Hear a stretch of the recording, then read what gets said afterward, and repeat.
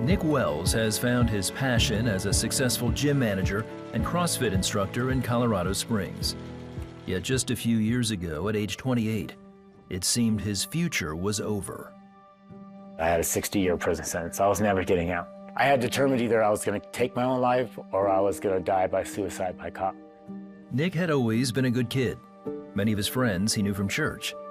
Then, when he was 12, his mom, Lori, a single parent of 3, moved their small family from California to Colorado.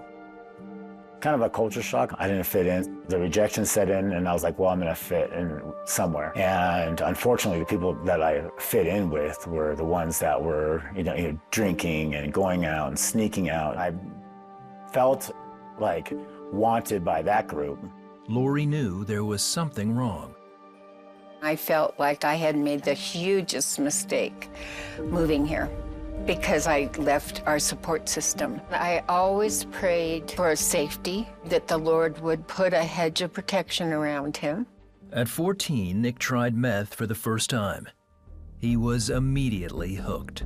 I was like, man, this is it. This drug makes me feel cool, makes me feel confident.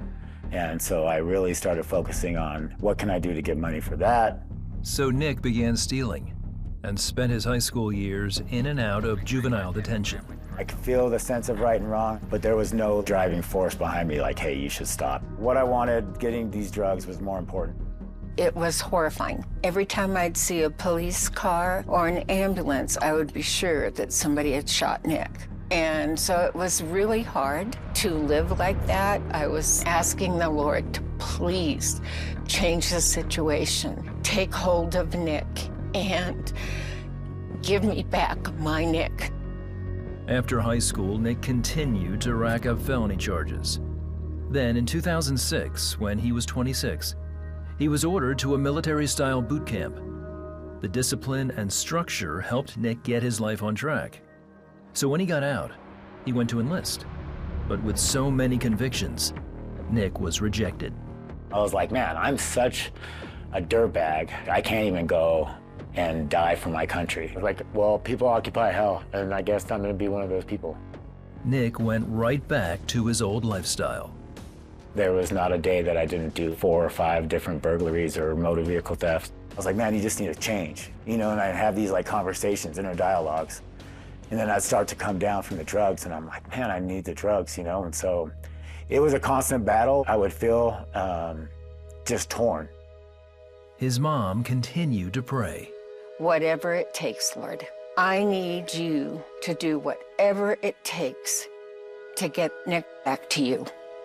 Then in August of 2008, Nick was arrested for the last time.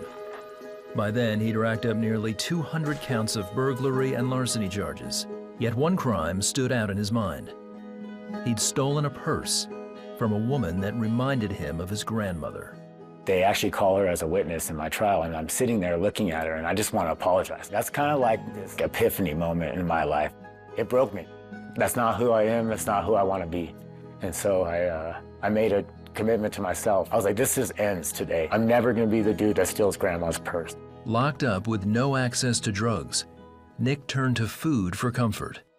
His weight ballooned to 400 pounds. I'm looking at the rest of my life in prison.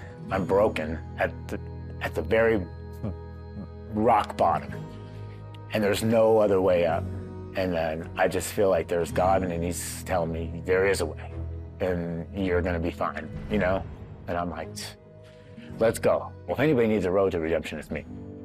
By the time he received his sentence of 60 years, Nick was clean and had lost over 100 pounds through CrossFit training. He'd also rededicated his life to God.